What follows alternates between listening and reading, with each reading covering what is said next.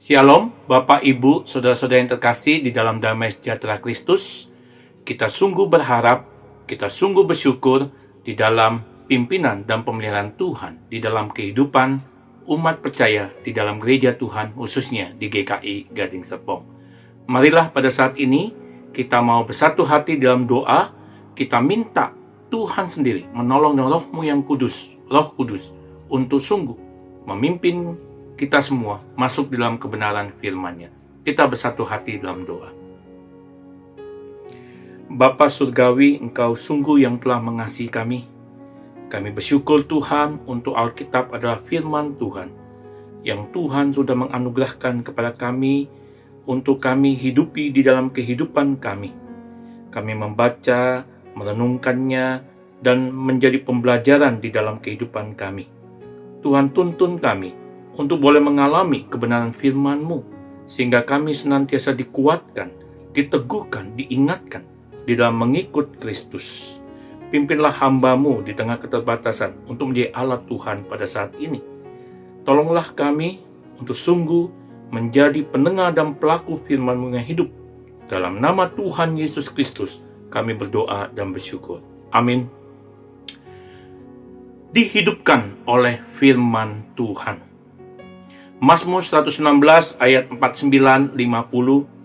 Ingatlah firman yang kau katakan kepada hamba-Mu, oleh karena engkau telah membuat aku berharap. Inilah penghiburanku dalam sengsaraku, bahwa janji-Mu menghidupkan aku. Di dalam Alkitab bahasa Indonesia sehari-hari dikatakan juga, ingatlah janji-Mu kepada hamba-Mu ini, janji yang memberi harapan kepadaku. Inilah yang menghibur aku dalam penderitaanku, bahwa janji-Mu itu memberi aku hidup. Mazmur 119 ayat 49-50. Bapak, Ibu, Saudara terkasih, pernahkah terpikir oleh kita bahwa pada saat-saat tertentu kita dapat mengingatkan Tuhan akan sesuatu? Itulah yang dilakukan oleh pemazmur Daud di sini. Daud mengingatkan Tuhan akan janji yang pernah diberikan Tuhan kepadanya. Daud pada dasarnya berkata, "Aku tetap memegang janji-Mu Tuhan. Hanya itulah harapanku satu-satunya.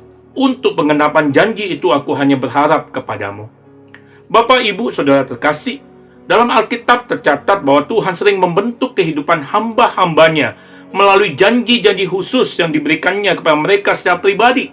Hal itu terjadi pada Abraham, Yusuf, Musa, dan banyak lagi yang lain. Jalan hidup mereka masing-masing ditentukan oleh proses penggenapan janji-janji Tuhan tersebut. Pada waktu mengalami kesusahan, mereka mengingat kembali janji-janji Tuhan itu dan membawa kembali janji-janji tersebut di hadapan Tuhan. Bapak, Ibu, Saudara terkasih, apakah ini berarti bahwa Tuhan lupa akan janji-janjinya sehingga perlu diingatkan kembali? Tidak. Kita tidak percaya akan hal itu, karena firman-Nya 2 Petrus 3 ayat 9 berkata, Tuhan tidak lalai menepati janjinya. Sekalipun ada orang yang menganggapnya sebagai kelalaian, tetapi Ia sabar terhadap kamu, karena Ia menghendaki supaya jangan ada yang binasa, melainkan supaya semua orang berbalik dan bertobat. Tetapi yang sering terjadi adalah bahwa kita menerima suatu janji dan menyimpan janji itu dalam hati kita, kadang-kadang hingga bertahun-tahun lamanya. Tetapi janji itu seakan-akan mati, seperti sebuah benih yang terpendam di dalam tanah.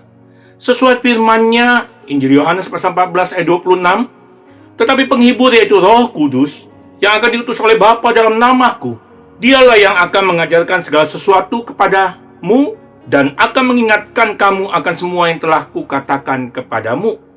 Kemudian, Roh Kudus menggerakkan kita, sehingga kita mulai percaya lagi akan apa yang telah dijanjikan Tuhan itu, mengalami peneguhan akan firman-Nya, dan menegaskan kembali di hadapan Tuhan kepercayaan, keyakinan atau iman kita tersebut.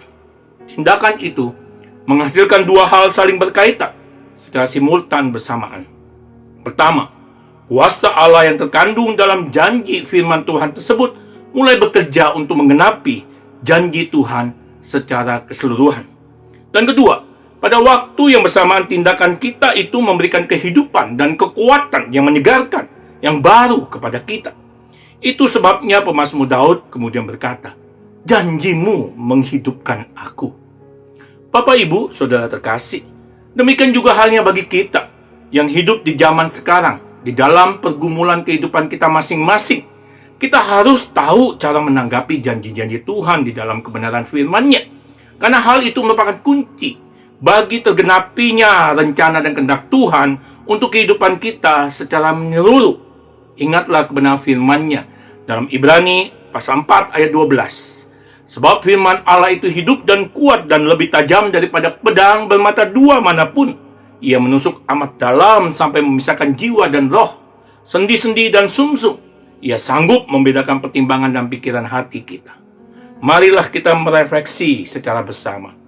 Marilah kita menyatakan kembali kepercayaan, keyakinan kita kepada setiap janji firman Tuhan yang telah Tuhan berikan, anugerahkan kepada kita melalui pembacaan, perenungan dan pembelajaran Alkitab sebagai firman Tuhan sesungguhnya berotoritas di dalam kehidupan kita setiap saat secara sengaja, sadar, dan rendah hati di hadapan Tuhan. Tuhan menolong kita di dalam kasih karunia dan kebenarannya. Amin.